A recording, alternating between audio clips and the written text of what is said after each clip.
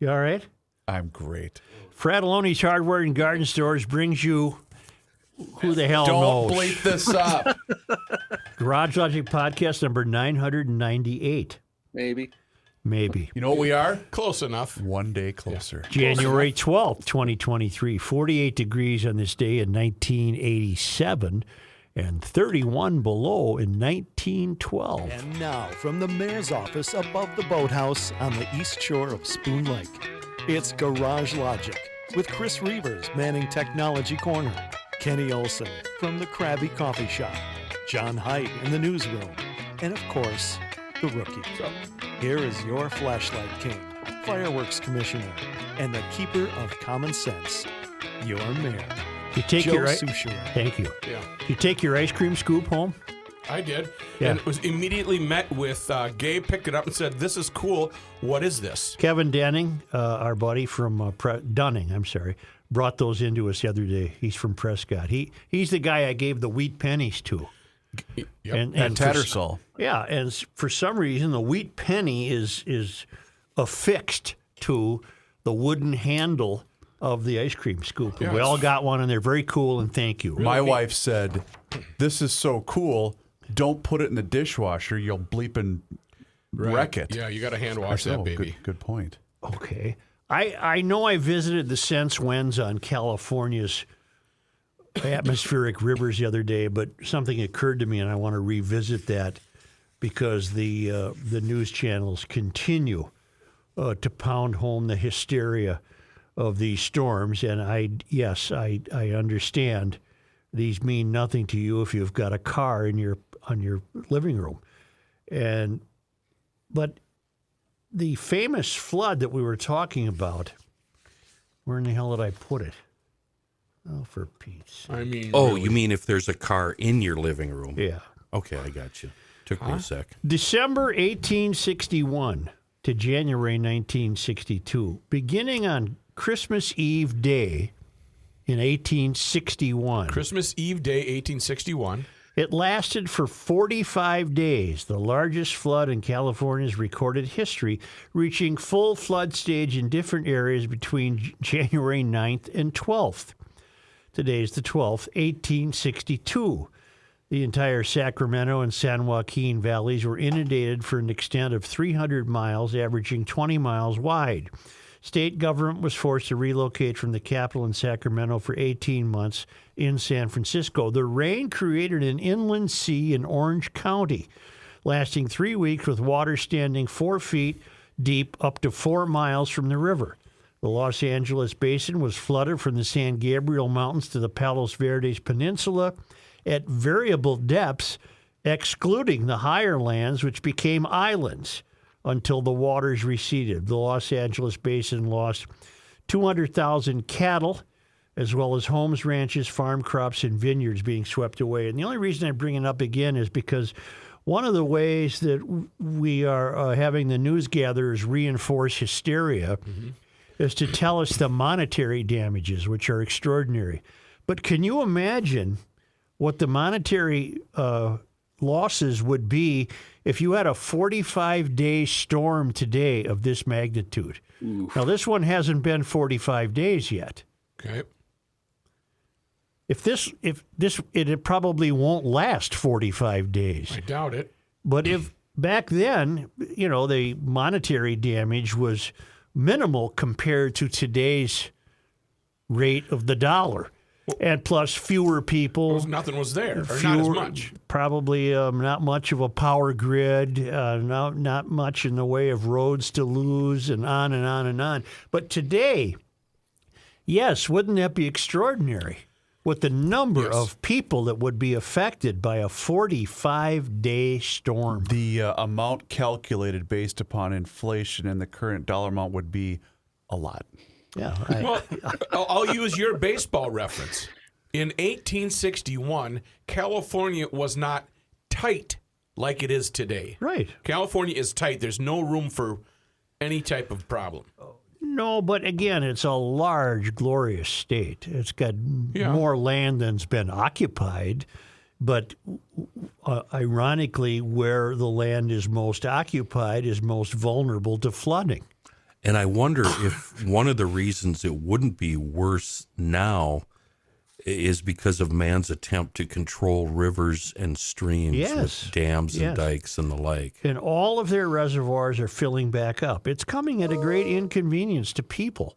But those people weren't there during 45 days between Christmas Eve of 1861 and whenever on the 45th day of January. It probably even went beyond January 1862. I'm just glad that most of the residents from California can rationally think that same way. No, and again, I if you're Ellen DeGeneres and you're looking out the window of your $48 million place in Montecito and saying, we must be kinder to nature, Ellen is not aware of context. She's not aware of history, and she's not capable of understanding that this has all happened before. But, Ellen, you didn't have your estate there on Christmas Eve, 1861. Someone I follow on social media had retweeted that Ellen video and said, I guess the only logical conclusion is we must sacrifice a virgin into a volcano, which I thought was pretty funny. And I'm going to stop now. Eminem. I'm going to stop. I'm going to stop with this because I get nowhere with it. This will mean nothing to people. A, we're here, and we're not devastated by this. And B, people are so casually buying what they're fed by the networks that they're not going to stop and say, I wonder if they've ever had floods like this before in California. Yes. Of course they have. Yeah. Well, I would encourage you to not stop because you're arming us with information and facts and that we can go out and push back on our own then. That's why I've kept this. And just one more that I thought was interesting. The geological evidence, I suppose, marks on rocks and what have you, indicates that mega floods occurred in the California region in the following years: AD 212, 440, 603, 1029, 1300, 1418, 1605, 1750. In 1605, what is now present-day California was subjected to massive flooding due to an unusually powerful atmospheric river. Because, see, the way the news gatherers have staged the news lately, it's almost as though the term atmospheric river has just been invented for purposes of hysteria. They've been around since the beginning of time. And in 1605, the unusually powerful atmospheric river that swept over what is now California was called the largest flooding event of the prior 2,000 years. Wow. So there you have it. And I'm keeping this because these are great sense winds, and I just keep it in my pile. You know what I'm saying? I got you. How is everybody? I couldn't be here yesterday. I had to do a long dental deal. How's your choppers? It's fine. Okay. Looking good. Well, it has nothing to do with how I look. I'm Obviously. I got up at 4 this It's morning. unfortunate. The airport was a complete mess, but we got through it. Can we spend a minute or two on that? What? Nope. So the FAA decides, okay, and John, I know you'll find this shocking, but I didn't really go that deep into the details.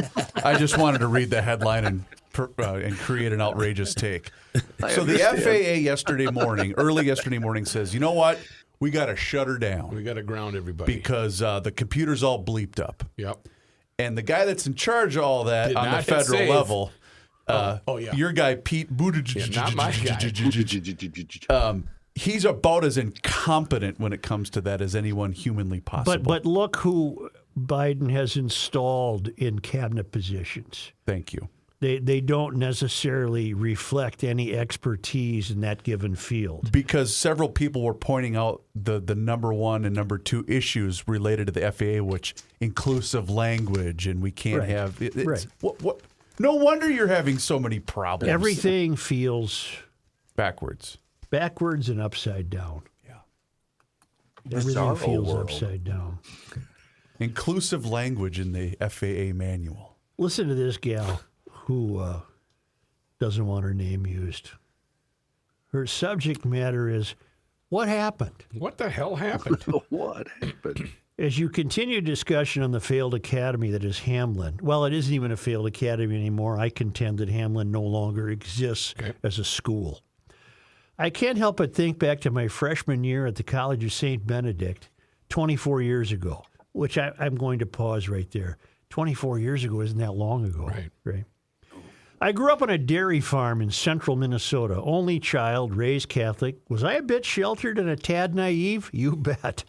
As freshmen, we were required to take a symposium class. One assignment in that class was to read a book about an individual or group having a different life experience than our own. We then presented a report to the class of the book we read. Our professor created a list of books, put the book titles on scraps of paper, tossed them into a basket, and we each randomly pulled a book to read. My selection? Becoming a Man, Half a Life Story. I remember two things about this book. Number one, it was a story of a young gay man learning about and coming into himself as a young gay man. And two, one particular scene in which he learned more about himself with himself. Needless to say, the scene was a bit graphic. Got it. I bet. As a sheltered, naive 18-year-old, was I disturbed and more than a bit uncomfortable reading this book? Certainly. But being the good farm kid that I was, I knew better than to complain about the task at hand.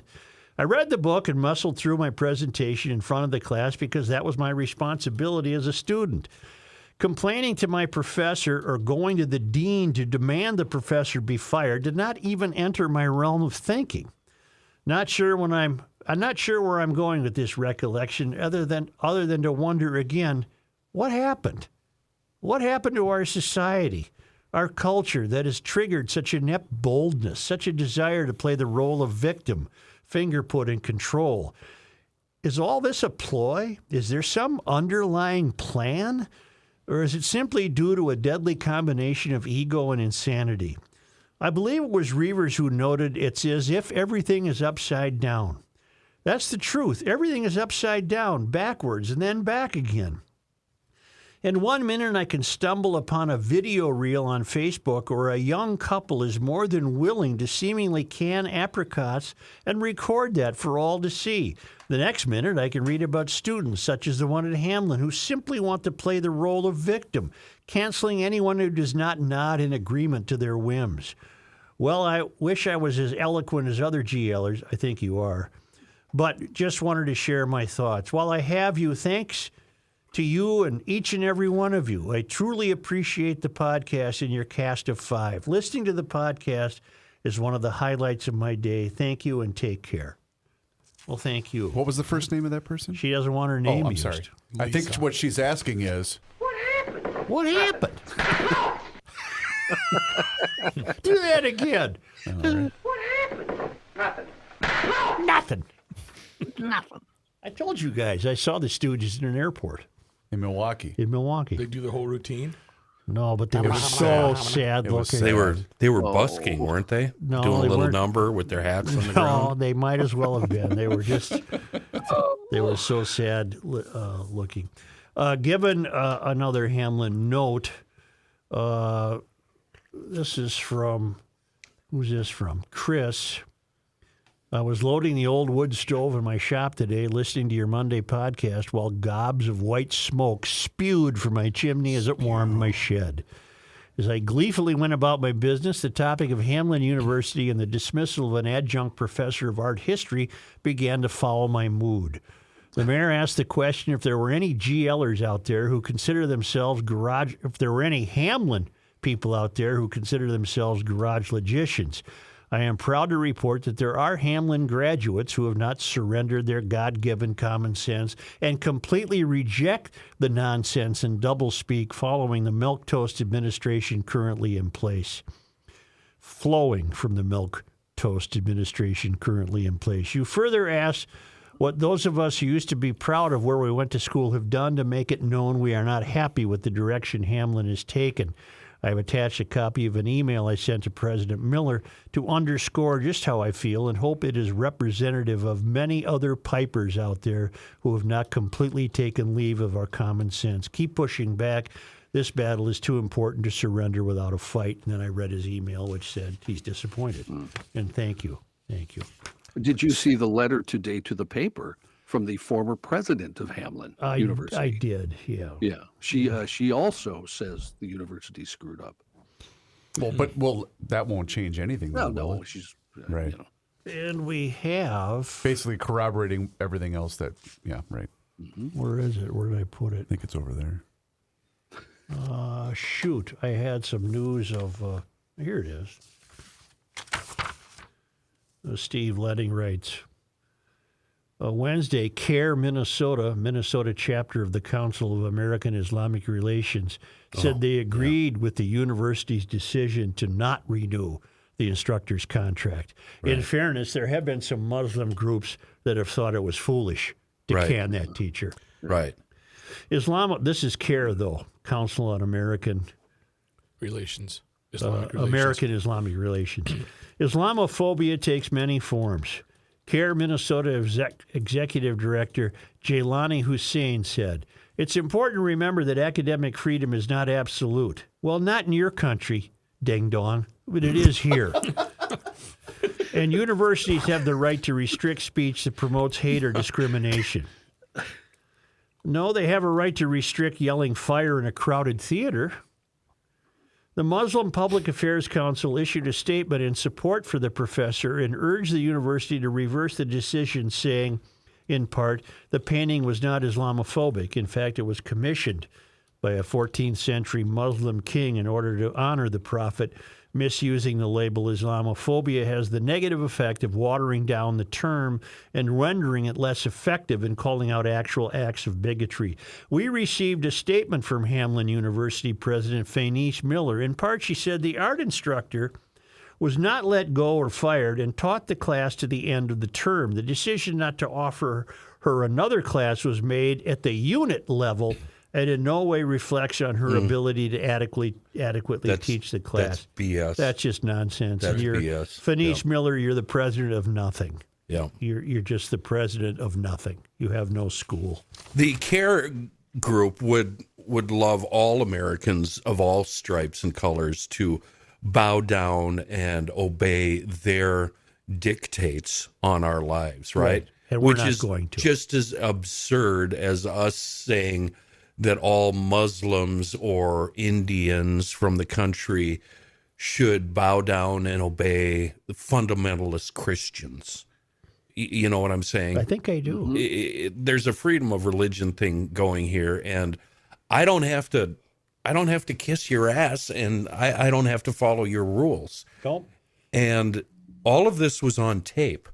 And the teacher gave a long-winded speech beforehand and a big, big warning, and it was in her syllabus, and all of this is on the student, and none of this is on the teacher. And I'm beginning to wonder if it wasn't planned. Of course. I'm beginning to wonder if the ungrateful student didn't intend for this to happen all along. Because you were given a warning, lady. And you eschewed it. Yeah. Why don't we take a short break, and I'm going to come back and tell you about what's going to happen to your gas stove. I think Kenny's going to say something bad.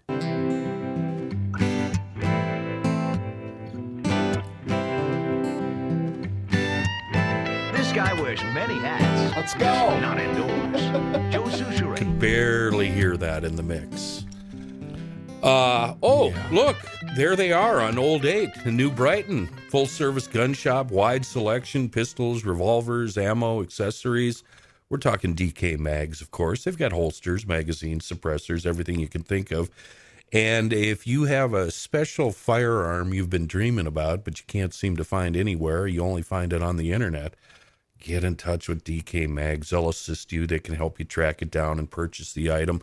It'll be delivered right to their shop where you go pick it up. It's wonderful. And on the reverse, if you have a firearm you just don't want anymore and you think it might be worth something, give DK Mags a call. They might buy it from you, a single unit or a whole estate. It doesn't matter. Check out the website, dkmags.com. But keep in mind now, if you're shopping around, the website does not list what's in the store. For that, you're going to have to stop in or give them a call. Great selection, fair prices, a wonderful staff, And that's at DK Mags on Old 8 in New Brighton and up in Monticello at Monticello Pawn and Gun, dkmags.com. There's been quite a few pieces suggesting that the gas stove might not be long for the United States. Whoa. Why? What's going on? We currently have a gas stove. I happen to know that. That beats the years when I was given a 50-50 chance. We have a gas stove, and the Consumer Product Safety Commission, Commissioner Richard Trumka, or is he with the Environmental Protection Agency? It doesn't make any difference. First of all, I don't think gas stoves will be banned. You don't? Here's what I think happens. The government's so big and is infused with so many people from the failed academy who have to dream up some reason to exist, that they shoot these trial balloons up in the air and they say, well, there's childhood asthma linked to gas stoves and they cause pollutants, and we don't know it's that. hurting the earth, and we must do something about this. And then they realize, well, you're addressing a nation of, what are we, 320 million people? Something like that. Many of whom use gas stoves to cook. And when you get into the kitchen like that, there is pushback. There is pushback, and people are not going to accept this nonsense. Plus, gas. I read a really great Ray of Hope piece yesterday that gas and oil production is flourishing in the United States, which is in itself a pushback because it suggests the American consumer is not buying the BS that's coming from the government. We need gas, we need oil, and we don't need your government cars. So they don't work. For those GLers that are just hearing this for the first time, what exactly are the reasons that they're shopping this idea around to ban them? Asthma in kids and pollutants. That's it? Yeah. Huh. And it would just be one more thing that some low-level worker fired off the trial balloon and said, "Hey, let's try to attack gas stoves." And I don't think it's going to happen. We have to start looking at some of this for what it is. It's absolute nonsense. Well, the great thing about Americans is we're going to do whatever the hell we want, and that includes gas stoves and electric cars. Well, you're going to do whatever you want until the government forbids the production of gas. I'm going to do what Reverend Tim said on Twitter. I don't have an answer for that. My gas stove now identify as electric. Wait, did he say that? Yeah, he really did that. I'm with Tim. That's so good. Now that I finally worked up to the point where I actually know that we have a gas stove, and I'm not getting rid of it. You've spent all this time researching. I did. What do you got? We got gas. Yep. Anyway, I did see a follow-up story, Joe, that backs you up on this because the U.S. Consumer Product Safety Commission head said, "No, we're not getting rid of gas stoves. Don't worry about that." Yeah. So, But you got two different departments going. But the hypocrisy is to the point where, and I don't know who to give this credit to, there was a photo with little stills of Kamala Harris, Elizabeth Warren, and all these idiots all cooking on their, they were doing a segment with James Corden or whatever, baking a pie. Well, they're all hypocrites. Mm-hmm. Well, they might have been using an electric stove. No, it was all gas. You could see in the background. Gas stove. Yeah. What was the origin? You were purchasing a new one? Is that what the deal was? Yeah, it was time for a new stove. We went to some place. Sears, was it? No, didn't Dayton's used to have a home store? Yes. And we went there, and the guy said, "What do you got, gas or electric?" And she summoned me and said, "Tell him what we got." What do you got? What do we have? I had a 50% 50, chance, and I got it wrong. And you got it wrong. Yeah. She's like the four of us in one person. Everything we know, we learned from her. Hey, come here. Tell him the guy wants to know what we got. Tell him. I have an electric stove, and I'll say this. You get the weird burn marks from stuff that spills over, and they're hard to clean. Yeah, your razor blade. Yeah. Or yeah. Poor there's, boy. I know, it's a first world used to get problem. it at Sears. It's a glass top cleaner, and it's really good. Uh, Yeah, thanks. I got this from a mole. That's me. I got this from a mole who we all know. This is what happens when you elect socialists to the city council. and a city with some serious crime and related issues spending time on something like this. You've mentioned Robin Wansley in the past. She checks all the boxes. She's the first black Democratic socialist on the Minneapolis City Council. Her politics are fine. She just has issues with the politics of a company owner who won a bid for work that will save taxpayers more than $1 million. Minneapolis council members have raised concerns this week about a city contractor whose owner ran for governor of Wisconsin as a Republican. And Robin Wansley does not want that. She raised concerns about Michaels Corporation work on the construction of the Keystone Pipeline. Michaels said the 2020 election was maybe stolen and that decertifying the election results would be on the table if he was elected governor, according to the Wisconsin State Journal. Deputy City Attorney Eric Nielsen said the city is required by state law to take the lowest bidder for the contract. In this case, that company underbid a competitor $3.6 million to $5.4 million. Oh. And but Robin, the Mysterians cannot compartmentalize. She can't set aside the fact that this guy ran for governor and had thoughts she didn't like. The fact is, his company came in with the best bid for them to use. You got beat. Oh, we're talking. This isn't just any company, Such. This is Michaels. Mm-hmm. This is one of the biggest contractors around. They have done a lot of work for a lot of Americans and cities and states. Well, they're going to have to jump through Robin Wansley's hoops, because she knows best, and she's, I can't take it. Everything's upside down.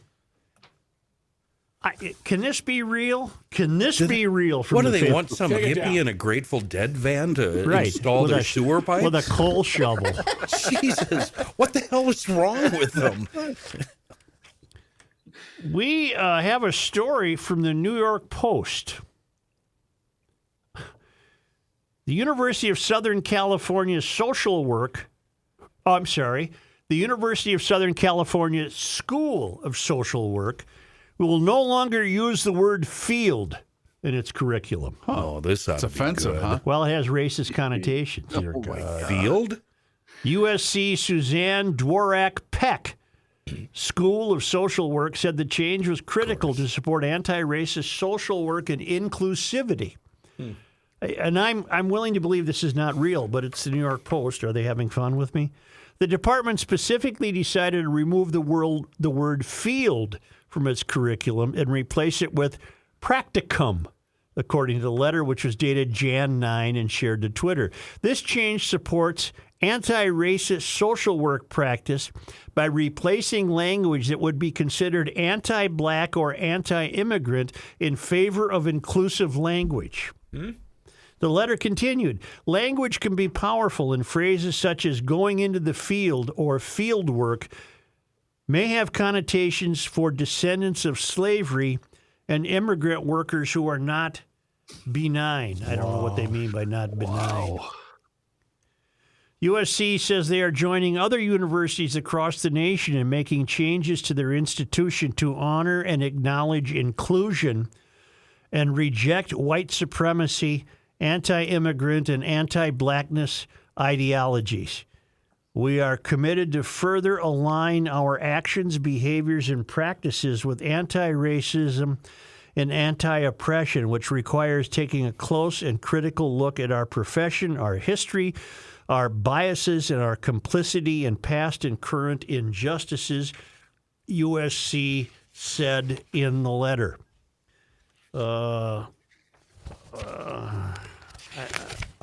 Correct me if I'm wrong. Isn't USC the one where all the celebrities went to prison for getting their kids in illegally? Wasn't that also USC? A commentator wrote, and I'm not going to quote Twitter comments because I find them problematic, but one Twitter commenter touched on what we now understand. This is just a fancy way of revealing that the organization is overstaffed.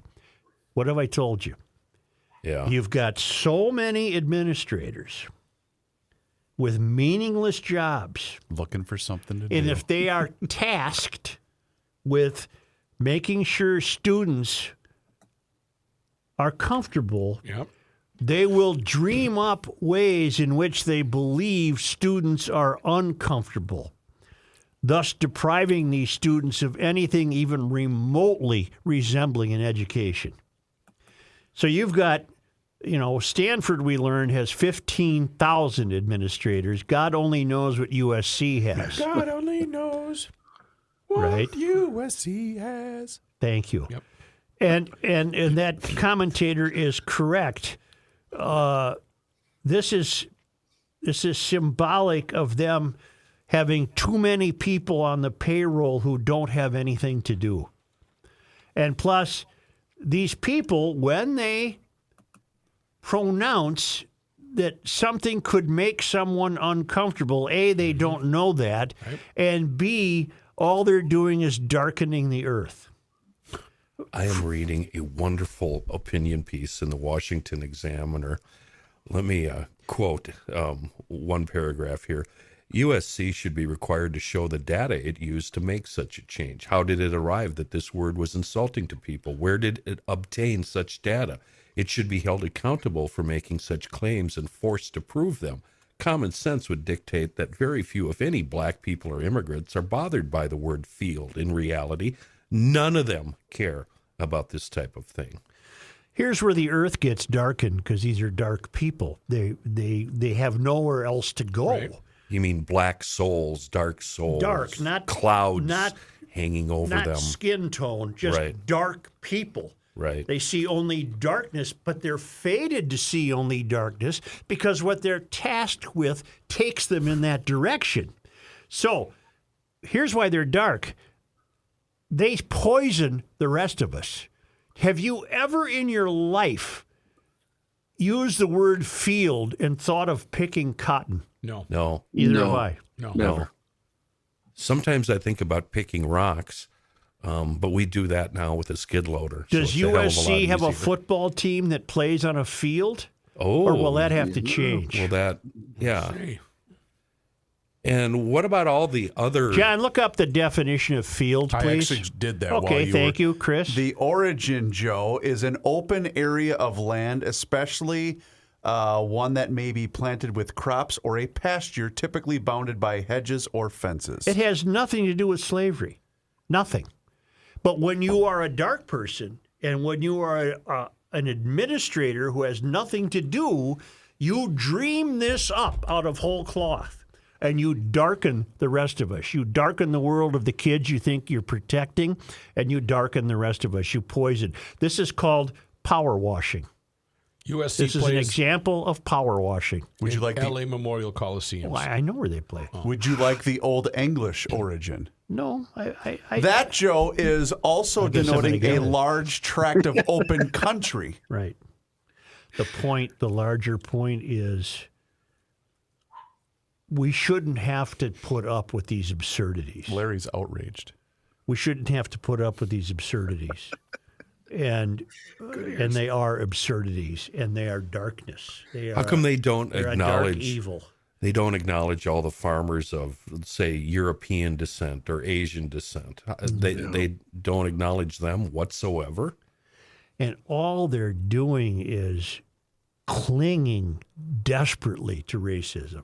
Just clinging Trying to it. keep it alive. Trying to keep it alive because Yep. it's one of the reasons they're employed. They have nothing to do. This op-ed piece. One more, Joe. Just hang with me. Only an overeducated, self-righteous, left-wing academic elitist would think of something like this. It is an outlandish statement and indicative of the intellectual rot that plagues universities throughout the country. Right, and I haven't heard any of these opinion writers nail it the way we have. This guy's nailing it. This guy's nailing it. But they're tasked with making students comfortable. Well, first of all, they don't know how to, and in so doing, they're ruinous. Right. They're just ruinous people. They're screwing it up. Hamlin is a ruinous institution now. USC is ruinous. I'm reading a piece from the Daily Trojan, which is the paper that, and they talk to students who think it's ridiculous, including, for instance, Rylan Jimenez, whose family grew up working fields. He said, "I think this is all a bit ridiculous." And another student says, Well, if they're going to do that at the same time, why are we calling it working in a master's program? So, well, that'll change. Yeah, Wow. That'll change. the students are not, a few are, but not very many. I want to know how all the kids from Minnesota that spent their youth detasseling corn feel about this. I don't want to go into that detasseling BS again. The tassel's a little hat on top of the ear of corn, a little cap, and you take that off, and then bing, bing. Tassel. And according to Corn's cap. Reavers, You got 'em. according to Yeah, Reavers, they take it off so the cows don't get it in their teeth. Did I never said that. I think you did. That's what the emails tell me, Chris. I said that. USC's a private I school, just said that. Yes. so they might get away with this or not get away with it. Did you see where Stanford? We've had that. Stanford completely backed off their Yeah, it's gone. revised language. 62 darkness. grand a year to go to USC. Is it? Oof. Hell, that's probably cheap compared to some places. You know what? You're probably right. Just a note on my sense wins, because I love them so, and you know how wait, I have feared that they'll Move disappear. on. Before you move on, Joe, Yes, we yes. should be keeping a master list. Wait, we probably can't use the word master. A master list of everything that has been, as you say, power washed in the words we can't use. You know- it'd be fun to revisit that list at the end of the year. Not only Lynching. that. Remember Lynch? Remember that one? Oh, that was The guy, the Seattle? farmer named Lynch, who gave the land for Oh, that's what it schools was, in yeah. Oregon, and then Hail the Flashlight King Hail you. You? from Lauren. Yeah. Up in Duluth. I have noticed starting January 1, the National Weather Service in Duluth has changed its daily climate records they transmit over NOAA radio. The year of the record high and low of each day is now omitted and never mentioned. Snowfall year records are still mentioned. Could this be so the listener will no longer be able to figure out the same points you point out every day? What a disservice to the public. Wonder if the NWS in the Twin Cities is doing this the same way. Have a great day from Duluth, Lauren. Oh, I fear that it'll catch up to me, and I won't be able to find that storm in California from Christmas Eve 1861 through January of 1862. I fear it, but so far so good. I can continue to point out the record highs and record lows. Why don't we come back with Mr. Heidt? Let me just tell you this, though. The endowment for USC, Yeah. $8.1 billion. Well, you're a sap to give them money. And their breakdown, Asians, 19.3%. Black African-American, 5.8%. All of whom worked in the fields. Right. Hispanic, 15.3%. White, 24.8%. International, 26.6%. That's their highest. Very Well, diverse. good luck to them. Yeah. And we'll be back with Mr. Heidt.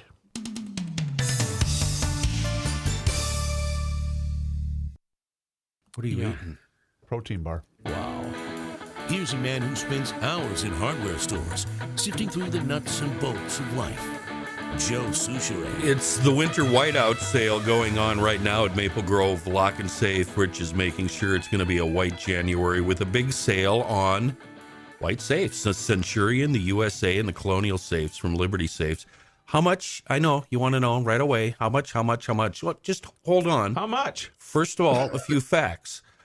Made in the USA, transferable lifetime warranty, best fire protection in the whole wide world, and professional delivery and installation courtesy of Rich. Okay, here's your numbers. If you're interested in the Centurion 24, that's $300 each. Save $300. $329 on the USA 36, and $795 on the Colonial 50 during the winter whiteout sale at Maple Grove Lock and Safe. They're all white gloss, hence the name. Anyway, you've got to hook up with Rich. He's the owner of Maple Grove Lock and Safe, 6901 East Fish Lake Road, and save up to $795. That's amazing. You can see all the details and all the safes at Maple. Come on, buddy. How much? Come How on, much? buddy. Sound it I out. wrote down Maplewood Lock and Safe. Well, you know. I don't Went think back they to have a 36. I store. think Rich would prefer I say Maple Grove Lock and Safe. Highway 61 days, huh? What a dum-dum. Oh, my So word. they moved, huh, Kenny? I guess. New location. Here is John Heidt. Thank you, Joe. Well, Minneapolis is off to a violent start of the year. There's still confidence. at City Hall that the city's on the right path. Wait. Since January 1st, I shouldn't have laughed. More than 20 people have been shot. Police have started 2 homicide investigations, which includes 2 quadruple shootings where everyone is expected to survive. The violent start follows a productive year to curb crime. There were 14 fewer homicides in 2022 than the year before at 79, and for the first time since 2019, nearly every category of violent crime improved. And Joe, we're hearing from Dr. Cedric Alexander. You said we hadn't heard from him in a while. I have a comment about him when you're done. Okay, he's the new commissioner, of course, of Minneapolis's Office of Community Safety. He said, quote, as it relates to public safety itself, we really have to just keep our foot on the gas and continue to drive forward and bring the community with us. 2023 will be Alexander's first full year in the position. A couple focuses he says, are strengthening relationships and continuing to reduce violent crime. Well, the future of Operation Endeavor has never been made clear by the Minneapolis Police Department and city leaders. Alexander told our buddies at 5 Eyewitness News it will continue into the new year. I finally have his nickname. Okay. You know, there's Cedric the Entertainer. Right. Cedric the Mentor-tainer. Cedric the Mentor-tainer. The Mentor-tainer. No. Yeah. That was a good try. Okay. Cedric, you'll recall that I was rooting for Cedric when he said something to the effect that he was a bit outraged at discovering what violence interrupters were getting paid, but they couldn't be reached. And how do you even determine if they're accomplishing anything? Does anybody recall that? I sure do. And then Cedric fell off the face of the earth. Never heard from him again until just this recently. Mm-hmm. And I saw him interviewed by 5 Eyewitness News last night using the quotes John just had. And Cedric has settled comfortably into the meaningless boilerplate nonsense. Life on the third rail? That just doesn't accomplish anything. I was rooting hard for Cedric, and he's now as complicit as the rest of them in not knowing the right hand doesn't know what the left hand is doing. And he was saying that the violence interrupters are doing good work, and there's really no way to even demonstrate Joe, we credit them with success of the program. Which is nonsense. We are 12 days into the new year, and we have a record to break. Only 20 have been shot. Right, we got a record to break. 1.6 per day. That's only 20. But keep this in mind, ladies and gentlemen. This is the slow time of the year for this. You know what'll solve this? Right. Reparations will solve this. Oh, my God. Who's paying? Everybody? Everybody should throw them all in there? I don't know what you do about the Munns, man. They're getting a bad deal. Come on. Yeah. Well, if that number was 22, we'd be at 2 a day. I think we can improve. Yeah, we could. We got to get up to 2 a day. Yeah. All right, so let's see. We're 20 shot in 12 days. Yeah. And we're letting rapists out of jail. That's been a banner couple of weeks for Minneapolis. Okay. We're going to be fine. No sportsman show, though. No. Because people are afraid to come downtown. We got the plants and stuff, though, I saw at the convention center. We got a home show or something? There's an RV show Maybe going a garden on. show or something. There's an RV show. Is that what it was? That's in St. Paul. They're going to have an RV show. Yeah. Okay. God help you. Donald Blom, the man convicted in the 1999 killing of convenience store clerk Katie Poyer in a case that shook Minnesota, has died while serving his prison sentence of life without parole. The 73-year-old Blom died Tuesday in the state's maximum security prison at Oak Park Heights. They're calling it an unexpected natural cause of death. Yeah, he'll be greatly missed. Yeah. Corrections officials sent Blom to a Pennsylvania prison for his own safety soon after his conviction in 2000. He later served time at both Oak Park Heights and a medium security prison in Faribault. The Richfield man was accused of kidnapping 19-year-old Katie Poyer of Barnum from DJ's Expressway Conoco on Interstate 35 in Moose Lake, where she was working alone. The abduction was caught on a chilling security video that was shown repeatedly on TV stations at the time. Blom, a convicted sex offender, admitted to strangling her and burning her body on his vacation property near Moose Lake. Authorities determined the charred bone fragments and tooth that they recovered from his fire pit were Poyer's. He maintained in his trial testimony and in unsuccessful appeals that the confession he gave authorities was coerced. But the Minnesota Supreme Court concluded his confession was voluntary and he had knowingly waived any claim to having it suppressed. I hope it was a long and painful death. That was 1999. I think we lost her. Yep. It was, 1999. We should have turned her grandpa loose on him. Her grandpa wanted to tear him from limb to limb. We should have let that happen. I absolutely should have. University of Minnesota officials have closed the Northrop building on the Twin Cities campus after part of the roof collapsed overnight. Damage can be seen from the area surrounding the building, and engineers will be assessing just how much damage has been done, according to the university. No word on what caused the collapse. As of this time, access to the building has been closed off, as well as 2 nearby parking garages. No performances are scheduled for the auditorium until at least Saturday. The nearly 100-year-old building first opened in 1929. In 2014, the auditorium was reopened to the public after a 3-year renovation project. If you're looking for a new pet, Minneapolis Animal Care and Control might be a good place to start. As of yesterday, the city said it needs help finding homes for animals in its shelter because they've now reached capacity, with 98 animals being housed. Officials say that's a 47% increase from this time last year, which turned out to be a record year for the department. In just the past 11 days, city officials say 139 animals were brought to the Animal Care and Control. The department is now looking for anyone who wants to adopt or foster dogs or cats, especially experienced dog handlers. The city says all adoption fees are still waived, and animals are already completely vaccinated, sterilized, microchipped, and they are ready to be adopted. Attorney General Merrick Garland this afternoon said he has now appointed former federal prosecutor Robert Hur as special counsel to investigate the discovery of classified government records at the private home and office of President Joe Biden.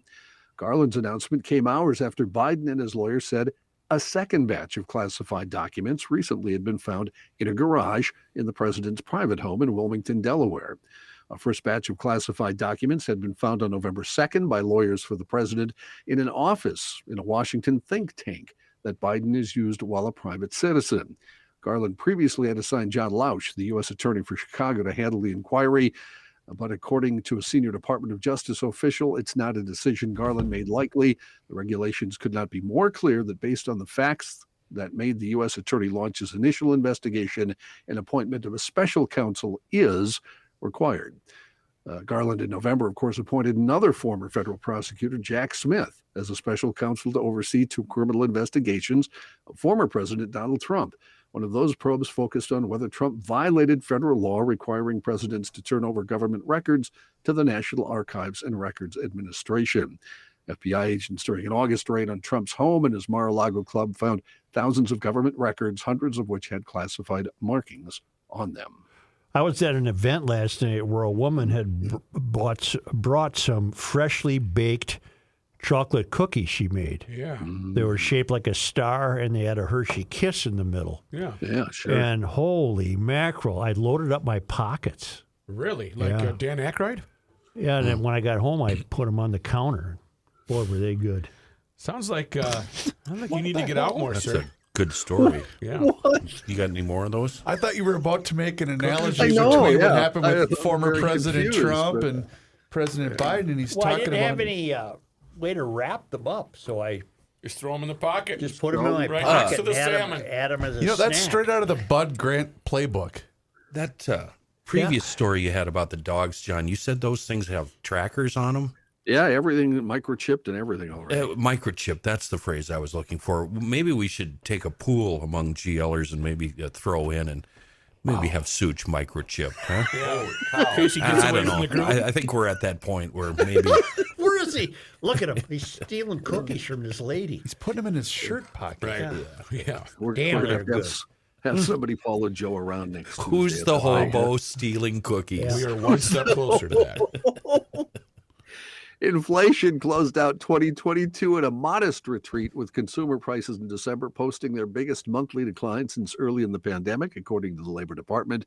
The Consumer Price Index, which measures the cost of a broad basket of goods and services, fell 0.1% for the month, in line with the Dow Jones estimate. That equated to the largest month-over-month decrease since April of 2020, as much of the country was in lockdown to combat COVID at that time. A steep drop in gasoline responsible for most of the monthly decline. Prices at the pump tumbled 9.4% for the month, or down 1.5% from a year ago. I noticed them going back up. Yeah, Really? I'm up to 319 here. Yeah, that's what I paid. $3.19 yesterday. I paid $2.84 yesterday. Yeah, you go to some wilderness place. You're all everything you do is Costco. better than us, Yeah. John. Costco, Everything. come on. Everything Join you Costco. do, Yeah. you're better. Join a Costco. Mm-hmm. Dummies. I'm not a member. Of what? Costco. You can get gas at Costco without being a member. I didn't know just that. reminded I me thought of I'd get something. turned away. Yeah, but You can just unfortunately, you tell the have to drive to Coon Rapids. I wouldn't so. want to be a member of any store that would have me as a member. Thanks, Groucho. Yeah. Waka waka.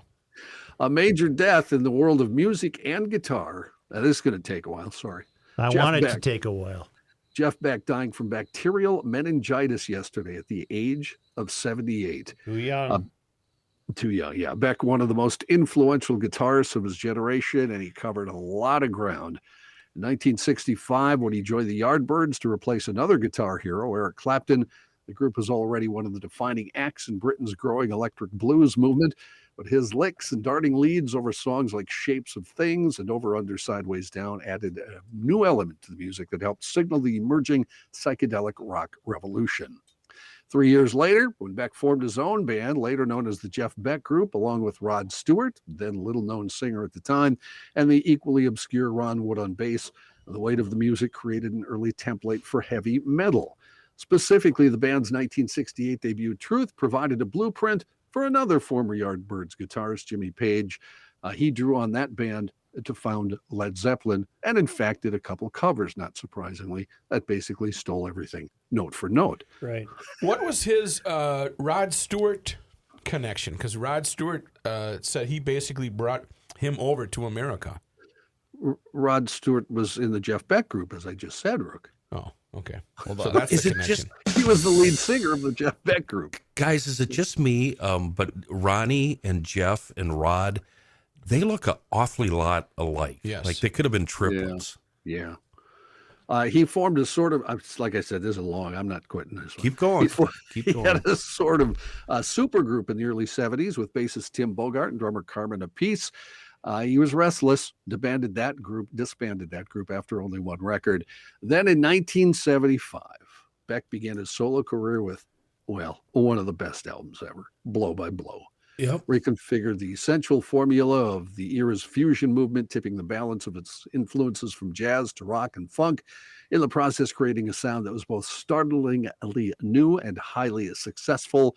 Became a top 5 LP and sold 1 million or more copies.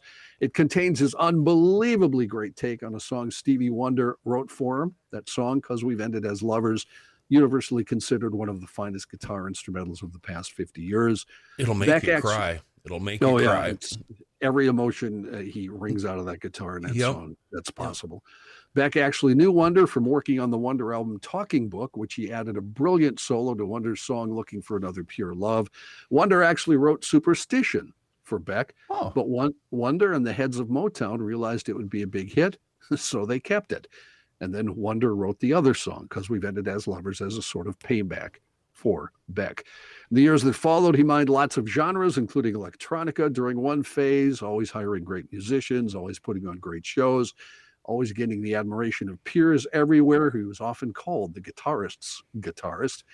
Not as much popularity sales-wise, although he did sell plenty of records. Again, Jeff Beck was 78 years old, still playing great as of about 3 weeks ago, by the way. Really? Why did his death hit me more than others, I wonder? It just doubled me over. Yeah. I always had a young. soft spot for the guy. He was only 78. Yeah. Question for you, John. His approach to music was kind of a don't look back approach, and it reminds me a lot of Miles. Did those two ever play together? Not that I am aware of, no. Can you imagine? I did want to amplify that story when I saw Jeff Beck twice, once in '89 at Northrop. I was at that show, John. Well, all he did then was his current album. Mm-hmm. He didn't do anything else, and somebody in the front row yelled Yardbirds. Oh. And he was standing at the mic, and he started laughing, and he played that intro lick from and then he just started laughing and stopped and walked away. Perfect. Perfect. Yeah. Was it Reavers always in the front row yelling Yardbirds? Probably, yeah. He was quite the car guy. Did you know that? Yes. Did he have his license? He's the son of an accountant and a mother who worked in a chocolate factory. Oh, wow. What was it? I know what you're 32? seeing. Yeah. You're seeing Ethel and Lucy. I'm seeing Mom. I'm coming to work with you. Yep. He loved, what was it, the 32 Ford Coupe? He was a hot rod guy. Was it the 32 or 37? One of those. Yeah. I saw a great quote this morning where, because all of his buddies, they got all the fancy sports cars and stuff, and he said he tried to talk Clapton into getting rid of all of his Italian cars, but he never could. He said, "Go get some old American cars and get rid of all those Italian sports cars." One side note, you forgot about that Northrop show. Who is he playing with, John? Stevie Ray Vaughan. Yeah. Wow. Yeah. That's a hell of a show. Yeah. What's the other time you saw Jeff Beck, John? Yeah, thanks, Chris. That would have been 19. I looked it up last night because people I know from Mandan, North Dakota started asking me questions about that on Facebook, and it was June 27th, 1976 in Fargo. And it was he was the third of four acts. Fleetwood Mac was the headline act. And on the way there, John may have imbibed a little more. I wasn't driving. You were overserved. Yeah, I was overserved, and it was a daytime concert. So by the time I got there, I watched the first couple acts, who were Henry Gross and Pat Travers, and then he's good. Then I fell asleep. And Yeah. nobody bothered to wake me up for much of Jeff Beck, so I missed most of Jeff Beck. And I woke up in time for Fleetwood. Yeah. I'm sorry to say I may have been in that kind of position myself a few times. On occasion. Yep, that's very interesting. All right. That's the only reason why, because I knew that story about John. Yeah, Chris has heard that story. What is before. that? John, doesn't sound like a good illness to have. Bacterial meningitis. No. John, those steps at First Avenue that lead up to the balcony, Yeah. those are awfully comfortable if you get sleepy. Oh, no. Awfully comfortable. Where's the soul man staircase? I understand. Before you bring up another story, John, the president had a little press conference I did see that. a few moments ago, and Peter Ducey's having a field day with this one. All right. Here is the president when he was asked about classified material. Mr. President, classified material next to your Corvette. What were you thinking? Let me, I'm going to get a chance to speak on all this, God willing, soon. But as I said earlier this week, people, and by the way, my Corvette's in a locked garage, okay? So it's not like you're sitting out in the street. But anyway, was in a locked garage. yes, as well as my Corvette. But as I said earlier this week, people know I take classified documents and classified material seriously. We are living in God. an episode of The Three Stooges. It's just amazing. It was in a locked garage. It's in a locked garage. They were locked up. Don't worry about it. He's killing gas production, which isn't working. That's being produced, but he's got a Corvette. Right. Yeah. Well, I'm sure it's electric. He might go Royal Family on that and electrify it, Oh, God. like they ruined an XKE. Oh, Have you seen the clip of him on Leno's show? Where No. he took it out on the racetrack. Oh God! Did he crash into anything? They didn't crash. No.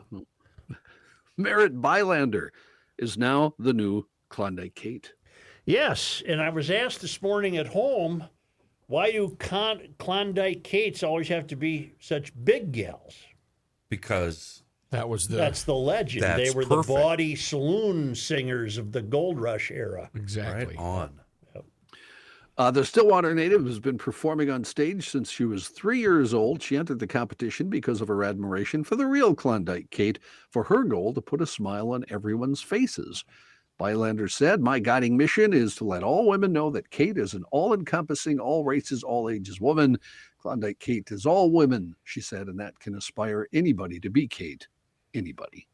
I was hugged by a Klondike Kate once. It's, you know and what? she was really perspiring. You, I came away damp. you just brought up what I wanted to say. I really want to be hugged by a Klondike Oh, it's Kate. fun. Yeah. She was, Was it all the state lathered fair? up. Why were we sweating so No, bad? during the carnival. She was really lathered up. Awesome. George Well, let me Santos. before we move on, let me just let you know, because I did learn of something going on for the Winter Carnival. They're looking for people who love to perform and entertain a crowd. If you enjoy being on stage and want to have fun, this is your event. You can compete for cash prizes in their new event this year, Vocal Interpretations. a lip sync contest during its Winter Carnival this year. Compete to your favorite songs as a solo artist or a small group. It's going to be preliminaries on January 26th, and if you're lucky, you'll move on to the final competition on January 29th. Fantastic. Bring your family and friends to cheer you on as you lip sync the night away. Why are you promoting? Why this? are you? Are you? What is this? We got a guy that's up? in the deal. In the business. I'm not in, but you could probably go to wintercarnival.com to learn more about that. Who's in it that we know? You know. He Come was on. here I think I signing, know. having Patrick signing a book the other day. He's a real mayor. I think everybody knows. Everybody knows Yep. that the Winter Carnival is just a lame excuse for St. Paul to try to one-up Minneapolis Good point. and the Aquatennial celebration. It's the just. Do we get it's any tips this year? It's jealousy, is Well, it's what the it only is. reason the Aquatennial got created was because they felt so down and out because of the Winter Carnival. I think it's the other way around. Where'd you but hide the You medallion? can believe that if you no, want. the Winter Carnival goes back to the 1800s. Go ahead and rewrite history The there, Biden. Aquatennial Go ahead. started in about 1949 or 41 or something. Yeah, it's still better. Yeah. Where's that- No, it's not even remotely close. Where's that medallion at? I haven't hidden it yet. Okay. First place, the big prize, $100. For that singing thing, Yes. $100. You know, it's not the Are you kidding not me? the carnival it used to be, but Better What start do you- practicing. What do you get for the medallion? A hunk of cheese? or a couple of Snicker bars and a Coke. Wow. Spare no expense. You get a George, hat. You get some kind of hat. Scott Farkas hat. Yeah, you get one of those Elmer Fudd hats. And you get the scarf, one of the scarves from Klondike Kate that she hands off to you after she has danced, kind of like Elvis. Oh, that'd be awesome. I'm now addicted in doing those damn Hocus Pocus cartoons where you got to find the 6 differences between the 2 panels. Oh, yeah. Oh, Where the hell are how'd you get those? I sucked was into looking. that? I couldn't find they're them. in the Pioneer Press every day on Oh, the weather Pioneer page. Press. Yeah. I was looking in the Star No, Tribune. see, stories like They're that not are- classy enough to have Hocus Pocus. I got Or you. Hocus I Focus understand. or whatever it's called. Stories like that are the exact reason we're going to microchip you. Just Joe, that's good for your brain. Just It is, tell 'em. John. Thank Yeah, you. it is good for your Thank brain. you. It helps you develop your brain. I can see you riding in the back of the train with the newspaper. Hey, anybody got a pen? A pencil. I need a pencil. All right, what else you got, John? George Santos, the recently elected GOP congressman from New York, who's admitted to lying about parts of his resume, is now facing more backlash from his own party as a growing number of House Republican lawmakers are asking him to resign or saying he can't serve effectively, even as Speaker Kevin McCarthy stands by the embattled congressman. Santos has been defiant, pushing back on calls for him to resign, and House GOP leadership has not called for him to do so. Instead, McCarthy, Republican from California, has indicated he will not join demands from New York GOP leaders and others for Santos' resignation, and has indicated Santos is on track to still get committee assignments. Why? in He the can't House. take him seriously. Well, McCarthy is. Well, McCarthy's a word I yeah, can't say. don't say it. Yeah. Don't You already say said it once. Right. I'm not editing it again. I do like the television show Yellowstone, but this is getting a little ridiculous. City slickers, folks who work at desks, Yeah, like folks like me, folks Yeah. who've never seen a horse or a cow in person. right. They're starting to dress in extreme Western fashion based on a show. Oh, boy. On this show, this is all from the Wall Street Journal. Sure. The rustic look is compelling.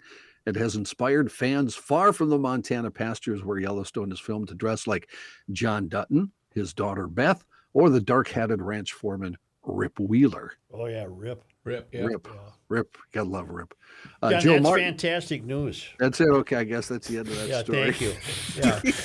We'll be, How do you do it, John? There's How do you do it? seven or 8 paragraphs to go. yeah, that's enough. That's fine. Okay. Let them put on their cowboy boots.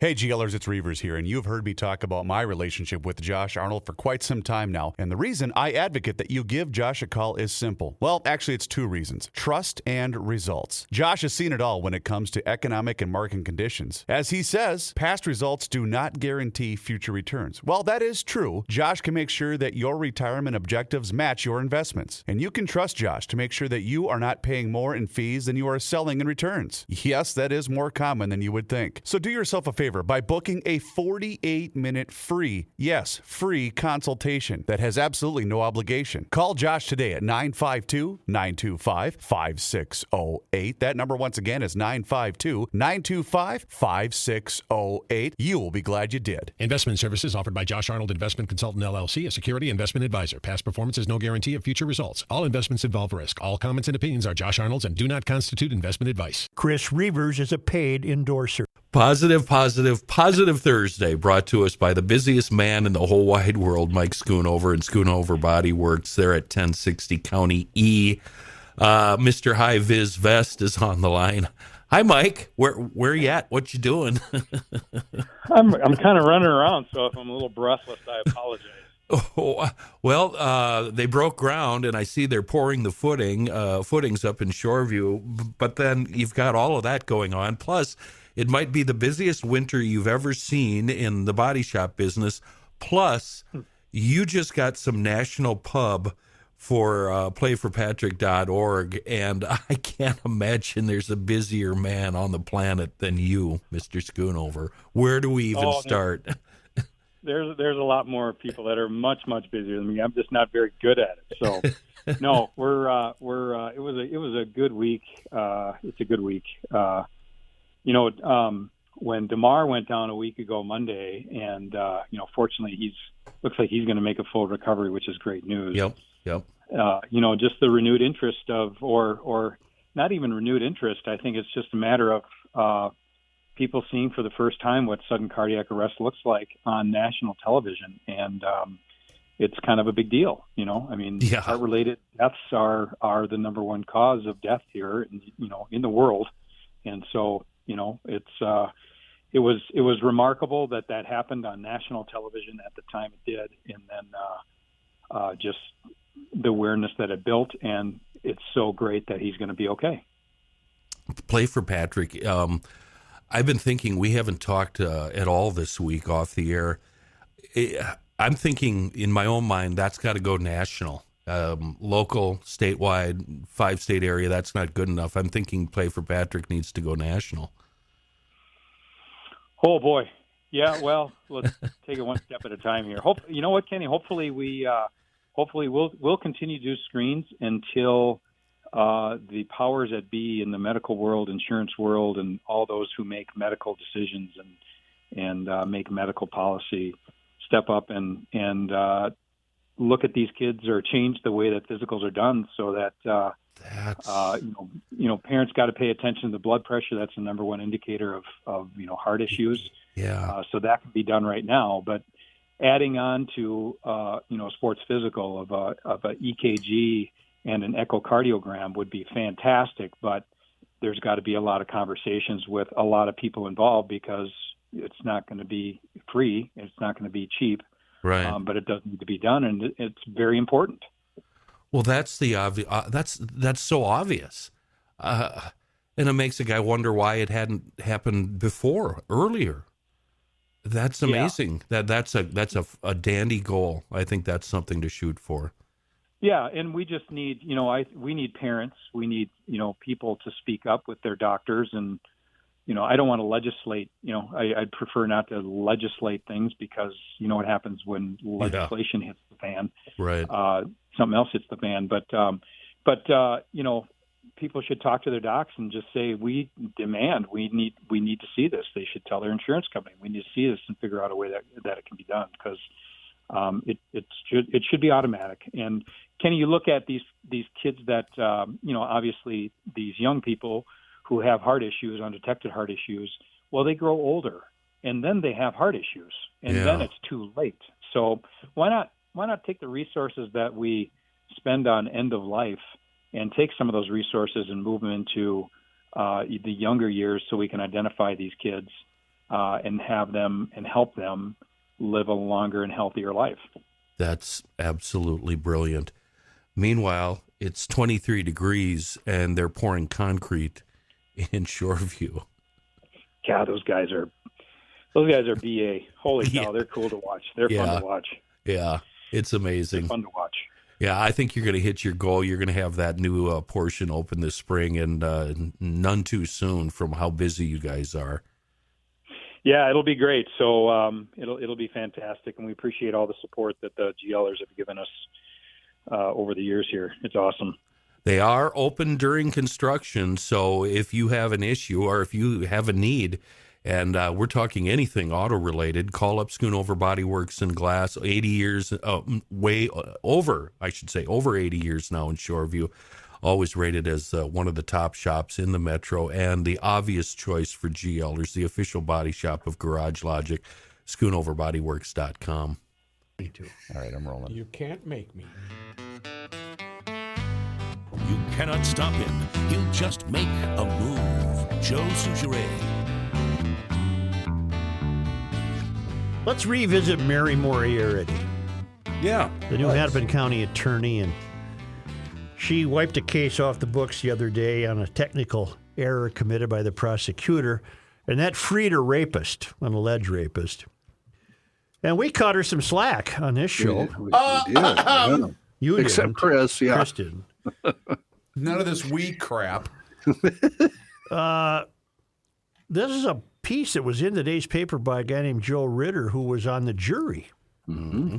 And he said, I was a jury on the rape case dismissed last week and reported January 10. I heard Friday afternoon that the case had been dismissed, which was both a relief and a distressingly abrupt end to a difficult experience. We had heard most of the prosecution's case, but none of the defense case. The prosecutor had behaved inappropriately, and it was necessary to remove her from the case. But I learned from Tuesday's article that it was actually a discretionary choice by the county attorney to dismiss the case rather than to proceed. The stated rationale for this decision does not match the reality of the situation, and the public deserves a better explanation from the county attorney. County Attorney Mary Moriarty said it is impossible to substitute a new attorney who is unfamiliar with the case. I assume she meant a new attorney who is sufficiently familiar with the case. Could another prosecutor have stepped in? The case was not complicated. It relied only on witness testimony that the rape actually took place, and if it did, that the defendant was the rapist. The evidence was not complex. There were only a few witnesses. We were asked during jury selection whether we recognized the names of witnesses, and that list was certainly not much longer than 6 names. 5 had already testified. A further indication that the case was not complicated is that Judge Peter Cahill had told the jury that the case would likely conclude early this week. Perhaps it's because I'm not a lawyer, but it doesn't seem plausible that basic familiarity with the case would require more than a few hours of study.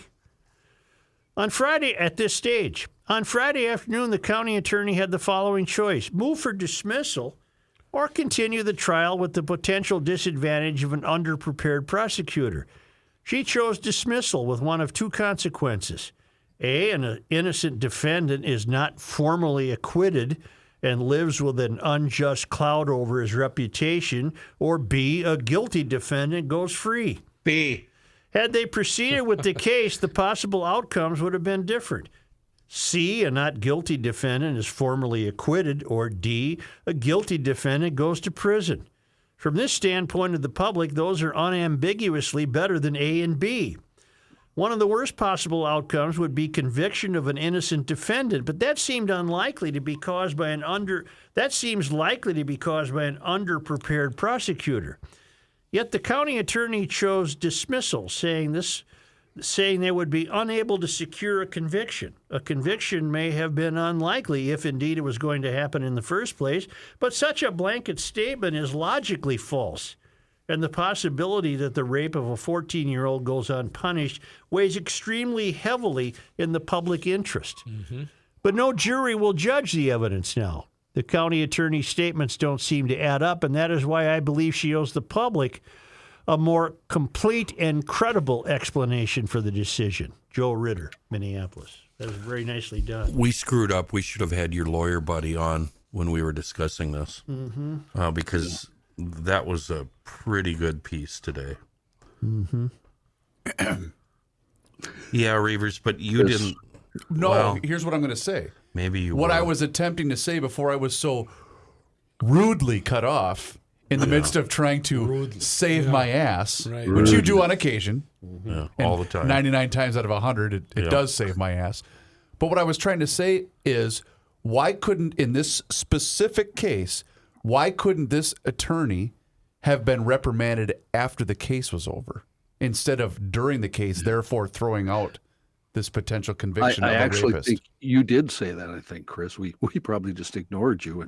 And I apologize for myself, Chris. Okay. Was there ever any discussion that this would affect an appeal? Or is yes. Appeal... It was clear right away that if this was thrown out, this guy could not be tried again for this specific case. Yes. Okay. But I think I said something about perhaps there being the judge throwing the case out or whatever because of whatever. And I don't know anything about Mary Moriarty except what I read publicly, and that has me conclude that she's ideologically corrupt. I don't know that she's humanly corrupt or criminally corrupt. But how could you draw a different conclusion? She's corrosive ideologically, where she will weigh in favor of the criminal. And now, why in this case, though? Why? Well, I was just going to get to that. What's the advantage? I was going to get to that. Why? See, I'm not there yet. I'm not going to accuse Mary Moriarty of going soft on an alleged rapist of a 14-year-old. Then you know what I'll do? So I'm going to be with the letter writer. Please give us a more thorough explanation of what you were doing. I'll keep this seat open for you. Yeah. So when you finally do come to this side, it'll be nice and warm the for side you. I'm coming to is, and this letter writer who was on the jury has a great point. I would like a more thorough explanation of why you chose the path you did. Yeah. Okay. Because this poor 14-year-old girl is never going to get justice for what happened to her. Right. So there's just one prosecutor sitting at the table? There's not a couple or a team? I doubt if there were more than one. I mean, they're busy. They got a lot of cases. And she probably a public prosecutor, obviously, to prosecute it. And she slipped a piece of paper that said venue, and then she told a lie about what was on the piece of paper. I would imagine there would have been other ways Moriarty could have handled that. But we don't know because she won't tell us. Has that lawyer been fired yet? I don't know. Well, she was being investigated, correct, John? Is that a fireable? Is it a fireable position? I don't know. She was removed from any cases at the time, is what it said the other day. I honestly think, and this is not hyperbole, I honestly think what we need to do, seriously, is we need to start keeping track. I mean, this is the first 12 days of her tenure. I volunteer. You keep track. Only because they come to it. I agree. We should. Seriously, because Minneapolis is already in trouble. We'll be the only ones keeping track, though, as usual. Only because they come to us all the way from Marloth Park in Mpumalanga, South Africa, from the traveling Lymans at Worldwide Waftage. It was on this day in 1816. You still didn't say your sorry. January 12th. I have nothing to be sorry for when it comes to you. What are you talking about? Apologize. Ever. He's been wrong. Willis A. Gorman was born in Flemingsburg, Kentucky. He would be appointed second territorial governor of Minnesota in 1853 and would later serve in the legislature, command the 1st Minnesota Volunteer Infantry Regiment in the Civil War, and be St. Paul's city attorney from 1869 until his death on May 20, 1876. Flemingsburg. On this day in 1840, January 12th, Governor James D. Doty of Wisconsin Territory, what did he do? That's got too much in parentheses.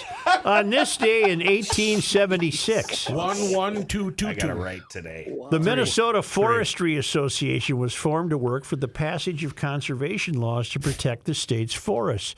At one time boasting 10,000 members, the association would prove so successful. How successful was it? Well, that state agencies and civic groups took on its activities, and in 1948, that group voted itself out of existence. God, you don't tell me.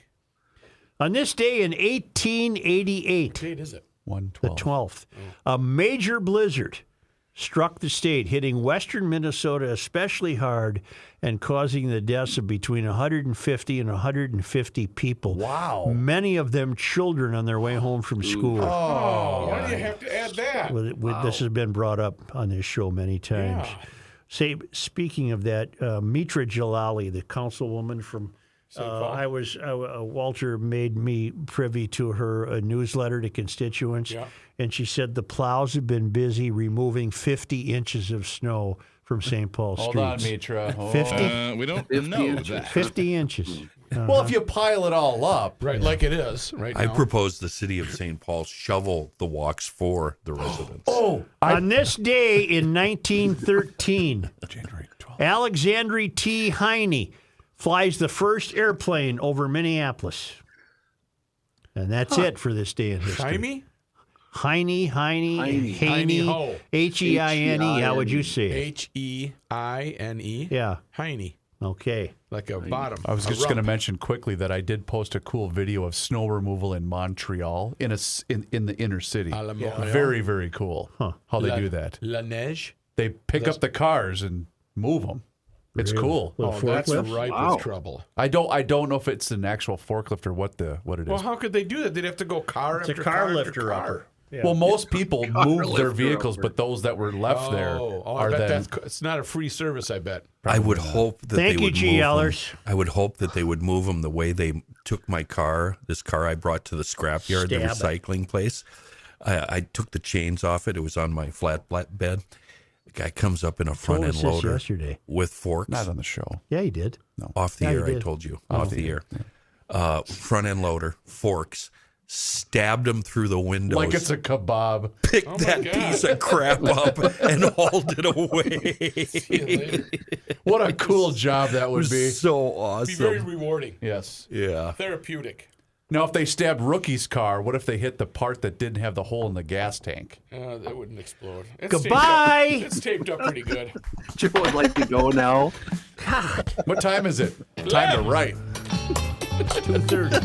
Will you mention me in your column? No. Damn it. How about all of us? No. You know, the old gang in Garage Logic, they sure are fun to listen to. And you can listen to them if you have found them on Pod Honest MN. to God. Honest to God. Honest to God. What does that mean? Honest to God. It means you're telling the truth. Okay. Who would you be dishonest to? Matt, hurry up. I'm sick of it. I just, some days I just want to curl up and just kick back and relax. You ever have those days? Yep. Have you ever acted on that? Yep. He's going to get stabbed in the heart with a pencil. I think that's what I'm going to go do. Curl up, check out Pod Man, then I'm going to go subscribe to Garage Logic on YouTube, and then I'm going to go join the town council for a measly $10 a month or $100 for the year. I'd join the town council. Yes. And miss stuff like this. Coming apart.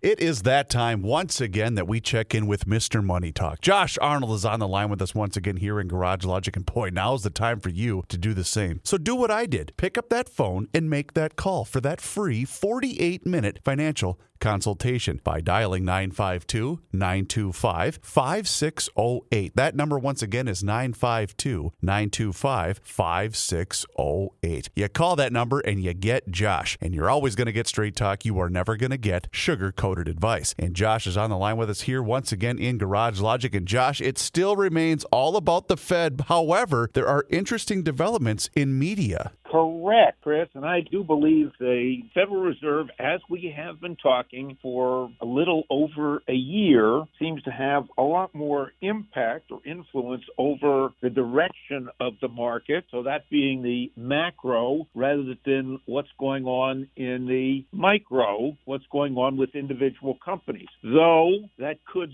switch starting tomorrow as we start in earnest another earnings season. When I talk about the Federal Reserve and the impact, today came the December Consumer Price Index number coming out, and market watchers were estimating that the rate year over year would be about 6.5%. And sure enough, the estimates came in right on that number. Additionally, just on a month over calendar month. The CPI increased 0.1% in December, which was in line with estimates. Core CPI, so that's outside of food and energy, was 0.3, again in line. And year over year, the core CPI was up 5.7%, so that was a little bit below. So that seemed to be positive. A big impactor to that core CPI number was that used car prices, which had been a big pusher of the CPI index last year, was down 8.8% year over year. And we've seen a leveling out in housing. So that could provide a little bit of chatter for the next Fed meeting, which comes at the end of January, the beginning of February. And my chatter will be whether the Fed will raise only 50 basis points or 25 basis points. Market strategist Peter Buckbar feels that the Federal Reserve is almost done raising rate, but that they will probably continue with maintaining their higher rate stance for a little bit longer. Steve Leisman, the economist that shows up on CNBC yesterday, said that high-frequency data suggests that the CPI number would be heading lower as the year progressed, and that would give the Fed a little bit more leeway to reduce the number of raises and even at some point stop raising. So the market overall could start climbing up even as earnings and sales slow down this year, given the effects of the Fed's tightening policy from last year. So it just takes a while for that to filter through the system. Another interesting statistic that I did pick up last night was the savings rate was now at a lowest point than it's been in several years. So that, again, could mean that the consumer may be forced to slow down spending or, has been the case, change their spending habits. Now, when it comes to changing spending habits, we'll throw that in with media. And we've seen over the past year streaming services, whether that be Disney Plus, Paramount Plus, Netflix, and the like, have slowed down, or I'll say subscriptions to streaming services have slowed down, and that has had a adverse effect on numerous media-related companies. And we've seen their stocks, continue to fall, whether it be, Netflix, which has come down but had a little bit of recovery as it switched some of their focus to an ad-supported subscription basis. But Netflix's earnings, aren't growing at the rate that they were, nor is their revenue growing at the rate that it once was. Netflix is carrying a pretty high price-to-earnings ratio, say a definite premium to the market, but an earnings growth rate definitely slowing down. Paramount stock has been cut almost in half this year. As much as I like Yellowstone and some of the other offerings on Paramount Plus, I'm not running out for additional streaming services. And the same would be true for Warner Brothers Discovery. So there might be, some consolidation in that area this year, but it's not something that you really want to hang your hat on. I'll come back to Disney because Disney stock is down significantly over the past year, and we've seen a change in upper management with former CEO Bob Iger replacing his name successor, Bob Chapek, and the stock acting initially positive to that. And we've had a new chairman of the board elected the other day, that being Mark Parker, former CEO of old favorite Nike. And now we have Nelson Peltz, an activist, pushing Disney to add some of his candidates to Disney's board, which could become very interesting situation going forward. Disney is off its low, but definitely, at least a more than a third under a high. Disney could be very interesting as a longer-term investment, given its many facets, whether it be in streaming, and that seems to be how the stock has been viewed lately. What are the streaming subscribers? And that area has slowed down, but we have the streaming, we have all the movies and entertainment, you have the theme parks, you have the cruise line. It is a potential gold mine, and with Bob Iger returning, a very strong chairman of the board in Mark Parker, and an activist pushing for continued change,